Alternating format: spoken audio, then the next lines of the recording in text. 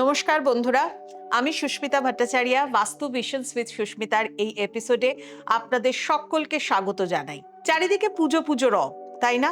আর এই পুজোর সময়টা আসা মানে আমরা যেন আলাদা একটা এনার্জি পাই, আলাদা একটা আনন্দ। সত্যি কথাই চারিদিকটা আনন্দে ভরে উঠেছে। পুজো আসছে, পুজো আসছে, মা আসছেন, মা দুর্গা আসছেন। মা দুর্গা মর্তে আসছেন তার ছেলে মেয়েদেরকে নিয়ে, কি না সমস্ত অশুভ শক্তিকে বিনাশ করে শুভ শক্তির পুরোপুরি প্রকাশ ঘটাবেন এবং আমাদের মধ্যে যা কিছু জমে থাকা নেগেটিভিটি সেটাকে কাটিয়ে দিয়ে আমাদের এই মানুষদের প্রত্যেকটা মানুষের মনের মধ্যে পজিটিভিটিতে ভরিয়ে দিয়ে যাবেন। আমরা প্রত্যেকেই এই সময় ভীষণ ব্যস্ত হয়ে পড়ি নিজেদেরকে নিয়ে, নিজেদের ঘর, নিজেদের ফ্যামিলি সবকিছু নিয়ে, কি তাই না? দেখুন, বাস্তু ভিশনস উইথ সুস্মিতার এই এপিসোডগুলোতে আপনারা কিন্তু বাস্তু সম্পর্কে, অ্যাস্ট্রোলজি সম্পর্কে, নিউমেরোলজি সম্পর্কে বহু তথ্য পান। আজকের এই বিশেষ অনুষ্ঠানটা কিন্তু অবশ্যই আপনাদের জন্য, স্পেশালি ফর দুর্গাপূজার জন্য বাস্তু টিপস কি হতে চলেছে সেগুলো কিন্তু আপনাদের সাথে আলোচনা করব।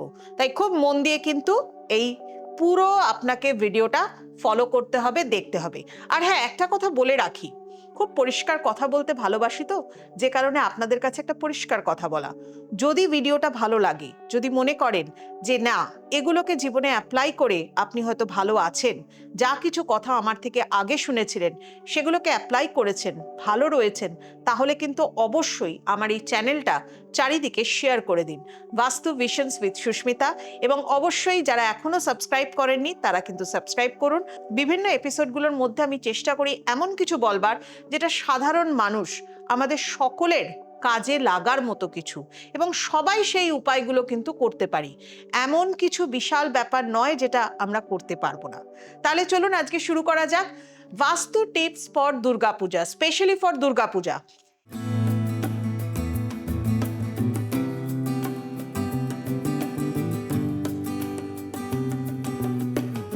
মা দুর্গার আবাহন, মা দুর্গা আসছেন, তার মানেই তো একটা পজিটিভিটি।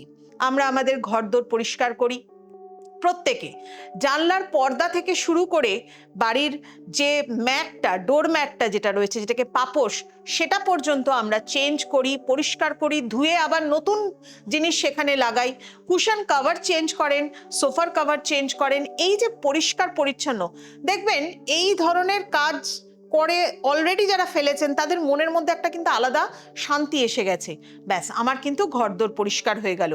মাকে এবার পরিষ্কার করে, যাদের বাড়িতে মা দুর্গা স্থাপিত রয়েছেন তারা কিন্তু অবশ্যই নতুন শাড়ি পরাবেন মহালয়ার দিনকে, এবং তারা কিভাবে কি করবেন সেই বিষয়ে কিন্তু আজকে আমি আপনাদেরকে অবশ্যই বলবো।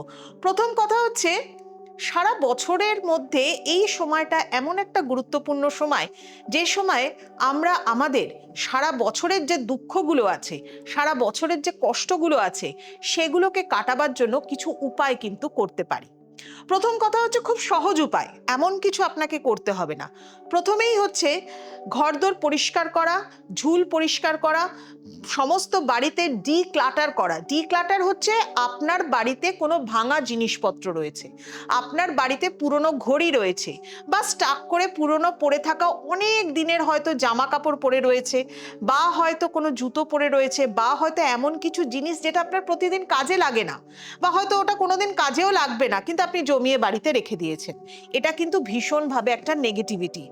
এই ধরনের জিনিস যারা করেছেন তারা কিন্তু অবশ্যই সেটাকে কিন্তু রিমুভ করে দিন বাড়ি থেকে। এটাও কিন্তু একটা দারুণভাবে পজিটিভ ভাইব্রেশন ক্রিয়েট করে। চেষ্টা করুন পুজোর কটা দিন লাল জাতীয় জিনিস, অবশ্যই কিন্তু এটা এই বছরের জন্যই বলছি, লাল জাতীয় জিনিস, চকলেট কালারের জিনিস, এই ধরনের জিনিস একটু বাড়িতে বেশি করে সাজাবার, বা অরেঞ্জ কালারের জিনিস, এই ধরনের, যেমন হচ্ছে পর্দার কাপড় থেকে শুরু করে আপনার মানে টোটালি কার্টন থেকে শুরু করে, ডোরম্যাট থেকে শুরু করে, সোফা কভার থেকে শুরু করে, এভরিথিং, কুশন কভার থেকে বেডশিট, বেড কভার, এগুলো যত পারবেন 2025-এর দুর্গাপুজো এটা, অর্থাৎ আমাদের বাঙালির উৎসব। এই বছর আমি ইংলিশ ইয়ার হিসাবেই আপনাদেরকে বললাম, বাংলা হিসাবেও বলছি না, যাতে সবাই যারা প্রত্যেকে দেখছেন এই ভিডিওটা তারা প্রত্যেকে যাতে বুঝতে পারেন তাদের জন্য বলছি। তো সেই 2025-এ কিন্তু আমাদের এই ধরনের রং এই বছর ইউজ করা অত্যন্ত শুভ। যার যা কিছু নেগেটিভিটি আছে, যার যা কিছু অবস্ট্যাকল আছে, সেগুলোকে কাটাবার জন্য একটা কলস প্রতিস্থাপন করুন।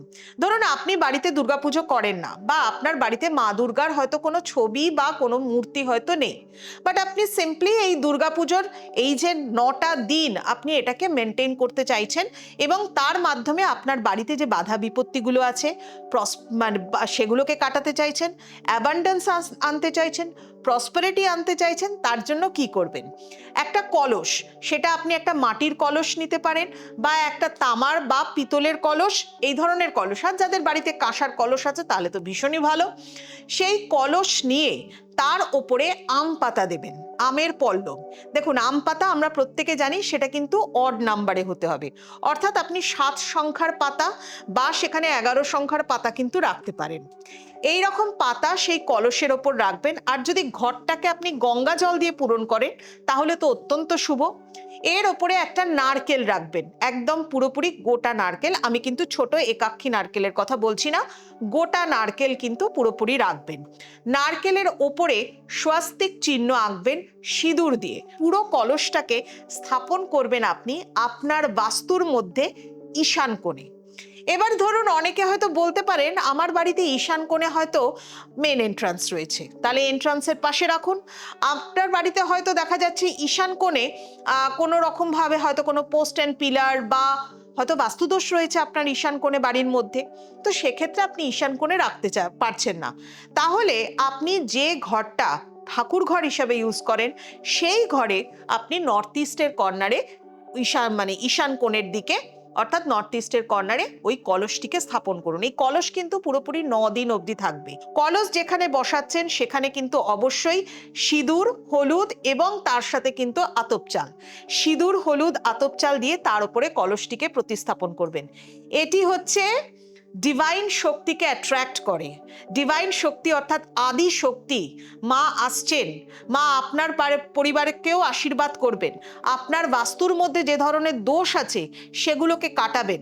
তার জন্য হচ্ছেন ডিভাইন শক্তিকে অ্যাট্রাক্ট করবার জন্য এই ধরনের একটি কলসকে আপনি স্থাপন করবেন।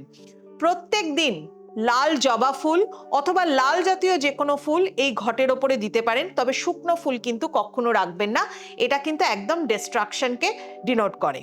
নেক্সট পয়েন্ট হচ্ছে যাদের বাড়িতে শ্রীযন্ত্রম আছে, অর্থাৎ শ্রীযন্ত্রম অর্থাৎ যার মধ্যে শিব এবং পার্বতী, মা দুর্গা এবং তার ভগবান শিব দুজনে অর্ধনারীশ্বর রূপে বিরাজ করেন শ্রীযন্ত্রমের মধ্যে। যাদের বাড়িতে অলরেডি শ্রীযন্ত্রম আছেন তারা কিন্তু 5টা করে জবা ফুল প্রতিদিন দেবেন শ্রীযন্ত্রমের পাশে, এবং অবশ্যই বাড়ির মধ্যে একটি মন্ত্র পাঠ করতে হবে এই 9টা দিন। সেই মন্ত্র হচ্ছে, প্রথম হচ্ছে গায়ত্রী মন্ত্র, আর যদি আপনারা চণ্ডীপাঠ করতে পারেন খুব ভালো, না হলে তো দুর্গা মন্ত্র, খুব সহজ একটি দুর্গা মন্ত্র, যেমন হচ্ছে ওং দুং দুর্গাবৈ নমঃ, ওং দুং দুর্গাবৈ নমঃ, ওং দুং দুর্গাবৈ নমঃ। এইভাবে 3 বার স্নান করে উঠে পরিষ্কার হয়ে যখন আপনি এমনকি ষষ্ঠীর দিন, বোধনের দিন বা আপনি ধরুন অষ্টমীর দিন যখনই যাচ্ছেন অবশ্যই কিন্তু মন্ত্র কিন্তু উচ্চারণ করবেন। মন্ত্র ভীষণ একটা শুভ ফল দেয়, চারিদিকটাকে ভালো একটা পরিবেশকে তৈরি করে দেয়। এর সাথে সাথে কি হচ্ছে, এর সাথে সাথে আপনাকে করতে হবে কি, এর সাথে সাথে হচ্ছে গায়ত্রী মন্ত্র। যারা ধরুন দুর্গা মন্ত্র ছাড়াও গায়ত্রী মন্ত্র জানেন তারাও করবেন। এছাড়াও গায়ত্রী মন্ত্র হচ্ছে ওং ভূর্ভুবঃ স্বাহা তস্য বিতুর্বরেণ্যম ভর্গো দেবস্য ধীমহি ধিয়ো অনু প্রচোদয়াৎ। এই গায়ত্রী মন্ত্র কিন্তু আপনারা প্রত্যেকেই পাঠ করতে পারেন এই নবরাত্রির প্রত্যেকটা দিন, অর্থাৎ 9 দিন মা দুর্গা আসছেন, পিতৃপক্ষের অবসান ঘটছে, পিতৃপক্ষের পরে শুরু হয়ে যাচ্ছে আমাদের দেবীপক্ষ। পুরো দেবীপক্ষে কিন্তু আপনারা এই মন্ত্র কিন্তু পাঠ করতে পারেন। মা দুর্গার সেই আদি শক্তিকে, সেই ডিভাইন শক্তিকে, অবশ্যই ডিভাইন এনার্জিকে আপনি আপনার পরিবারে, আপনার ঘরের জন্য কিন্তু অ্যাট্রাক্ট করতে পারেন। এরপরে একটা খুব খুব একটা পজিটিভ জিনিস যেটা আমরা খুব ইগনোর করে যাই, সেটা আপনাদেরকে একটা জিনিস বলবো। এটা কিন্তু কোনো জিনিসকে রাখা নয়, এটা কোথাও আপনাকে রাখতে হবে না। হ্যাঁ, বাড়িতে যদি এই সিম্বলটা আপনার থাকে সেটাও কিন্তু খুব পজিটিভিটির প্রতীক। যেমন হচ্ছে ওম। ওম যে আমরা উচ্চারণ করি, ধরুন আজকাল তো প্রত্যেকের হাতে হাতেই একটা করে মোবাইল ফোন আছে, বাড়িতে আপনার নিশ্চয়ই স্পিকার থাকবে। তো সেই স্পিকারের মধ্যে মোবাইল ফোন থেকে ওম ধ্বনিকে চালাবেন প্রতিদিন। এটার যে কি অস্বাভাবিক একটা রেজাল্ট, মানে কি দারুণ একটা রেজাল্ট, এটা ধারণা করা যায় না। তার কারণ হচ্ছে মানুষের অন্তরাত্মাকে, ভেতরের মধ্যে আমাদের প্রত্যেকের ভেতরেই তো পজিটিভিটি নেগেটিভিটি আছে, ব্যালেন্স অবস্থায় থাকলে তবেই আমরা মানুষ। সঠিকভাবে সঠিকভাবে মন মেজাজ আমাদের ভালো থাকে তখনই যখন এই ব্যালেন্সটা থাকে। আর এই পুরুষ প্রকৃতির ব্যালেন্স বা পজিটিভিটি নেগেটিভিটির ব্যালেন্সটাকে ঠিক রাখবার জন্য ওম ধ্বনি উচ্চারণ করা বা ওম ধ্বনি কানে শোনা অত্যন্ত শুভ। বাড়িতে যদি ওম চিহ্ন এইভাবে কোথাও এঁকে রাখেন দেওয়ালের মধ্যে, সেটারও কিন্তু একটা দারুণ ফল আছে।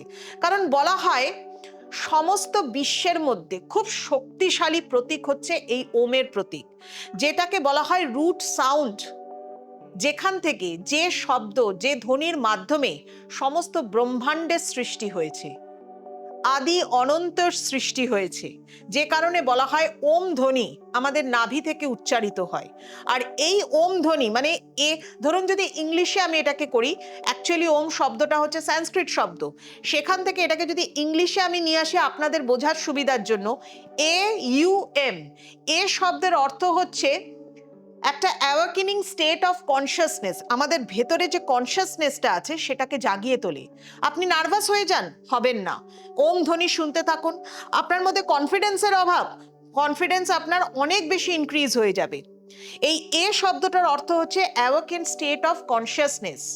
ধরুন ইউ শব্দটার অর্থ কি জানেন? ইউ শব্দটার অর্থকে আমরা বলে থাকি সাধারণত এই স্পিরিচুয়ালিজমের জায়গা থেকে বলে থাকি ড্রিমিং স্টেট অফ কনসিয়াসনেস। আর একদম লাস্টে যে এম, যখন করে উচ্চারণ হয়, ম করে উচ্চারণ হয়, যে উচ্চারণটা হচ্ছে সেই ম উচ্চারণ, ওম, এই যে ময়ের উচ্চারণটা যদি অনেকক্ষণ ধরে করতে পারেন, that is the sleeping state of consciousness. অর্থাৎ ওম ধ্বনি দুর্গাপুজোর সময় অত্যন্ত শুভ। চারিদিকে মন্ত্র চলবে, চারিদিকে চণ্ডীপাঠ চলবে। আপনিও আপনার বাড়িতে সবকিছু না করতে পারলেও অন্তত এই ওম ধ্বনিকে শুনুন, যেটাকে বলা হচ্ছে সমস্ত বিশ্বের মানে মানে আমাদের যে পরম আত্মা রয়েছেন তার যে অনন্ত স্বরূপ, সেটাই হচ্ছে ওম ধ্বনি। যে কারণে বলা হয় ওম ধ্বনি ভীষণ প্রচণ্ডভাবে পবিত্র একটি ধ্বনি।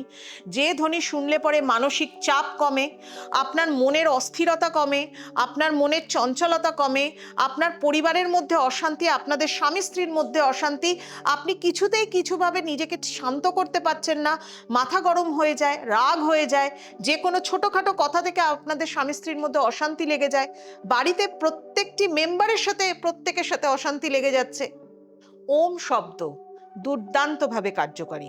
অর্থাৎ দুর্গাপুজোর সময় বাস্তুগত দিক থেকে যেটা করবেন, কলসের প্রতিস্থাপন করবেন। অবশ্যই রং, যেটা এই পুজোর জন্য অবশ্যই যেটা ভীষণভাবে জরুরি, লাল জাতীয়, অরেঞ্জ কালার বা ব্রাউন চকলেট, এই ধরনের কালার কিন্তু এই বছরের জন্য ভীষণভাবে শুভ। এর সাথে সাথে আরেকটা বলি, আমরা অর্থ প্রত্যেকেই হয়তো কিছু না কিছু রোজগার করি, টাকা পয়সা রোজগার করি, বাট অর্থের ওপরেই তো সমস্ত কিছু দাঁড়িয়ে রয়েছে। আপনার পরিবার আপনার মুখের দিকে তাকিয়ে রয়েছে, আপনার ছেলেমেয়েরা আপনার দিকে তাকিয়ে রয়েছেন, আপনি কতটা ভালো বাবা সেটাও কিন্তু প্রমাণিত হয় অর্থের দিক থেকে। যতই আমরা স্পিরিচুয়ালিজমে যাই, যতই কিছু যাই, এই বাস্তবটা কখনো ভুললে কিন্তু হয় না। বা আপনি আপনার পরিবারকে কতটা ইকোনমিক দিক থেকে সাউন্ড করে রেখেছেন, এর উপরেই কিন্তু সবকিছু নির্ভর করে। যে কারণে বলা হচ্ছে এই পুজোর সময় অবশ্যই ষষ্ঠীর দিন এটা করবেন। সেটা হচ্ছে যিনি বাড়ির মেন আর্নিং মেম্বার, তার হাতের এক মুঠো আতপ চাল, একটা মাটির কলস নেবেন, এক মুঠো আতপ চাল, একটা টাকা, 1 টাকার কয়েন একটা নেবেন, কাঁচা টাকা আমরা বলে থাকি, তার সাথে হচ্ছে একটা হর্তুকি, এরকম একটা হর্তুকি নেবেন, একটু হলুদ নেবেন, নিয়ে সেটাকে কলসটাকে মুখটাকে ভালো করে কোনো হলুদ রঙের কাপড় দিয়ে ভালো করে মুখটাকে বেঁধে নেবেন এবং ওই জিনিসটাকে আপনাকে রাখতে হবে কিছু কয়েনের ওপরে। ধরুন একটা বাটি বা কোনো কিছু মাটির সরা রেখেছেন, তার উপরে 21 টাকার মতো কয়েন সাজাবেন, ওর ওপরে আপনি এই ঘরটাকে প্রতিস্থাপন করবেন এবং পুরো জিনিসটাকে কোথায় রাখবেন জানেন, যাতে সারা বছর আমাদের সঞ্চয় খুব ভালো থাকে? নর্থ ওয়েস্ট কর্নার, অর্থাৎ হচ্ছে বায়ুকোণ, বায়ুকোণ নর্থ ওয়েস্ট কর্নার, সেই কর্নারে আপনাকে স্থাপন করতে হবে। এতে কিন্তু আপনার পরিবারও ভালো থাকবে, আপনিও ভালো থাকবেন। আর অবশ্যই আপনাদের জন্য বলবো, এই রকম যদি এপিসোড আরো দেখতে চান তাহলে কিন্তু আপনাদেরকে এই চ্যানেলটাকে সাবস্ক্রাইব করতে হবে, চ্যানেলটাকে ফলো করতে হবে, অবশ্যই বেল আইকন যেটা আছে ওটাকে প্রেস করুন, চ্যানেলটা সাবস্ক্রাইব করুন, প্রতিদিন নোটিফিকেশন পান এবং পুজো অবধি অবশ্যই পুজোর সময়ও কিন্তু প্রচুর প্রচুর তথ্য নিয়ে দুর্গাপুজো সম্পর্কিত প্রচুর তথ্য নিয়ে আপনাদের সামনে এসে উপস্থিত হবে এবং বাস্তব জীবনে এই বাস্তু শাস্ত্র আপনাকে কিভাবে কাজে লাগাতে পারে বা কিভাবে আপনাকে হেল্প করতে পারে সেই সমস্ত তথ্য নিয়ে আপনাদের সাথে আলোচনা করব। আজ আসি এই পর্যন্তই। সবাই ভালো থাকুন, সকলকে ভালো রাখুন এবং পুজো খুব আনন্দে কাটান।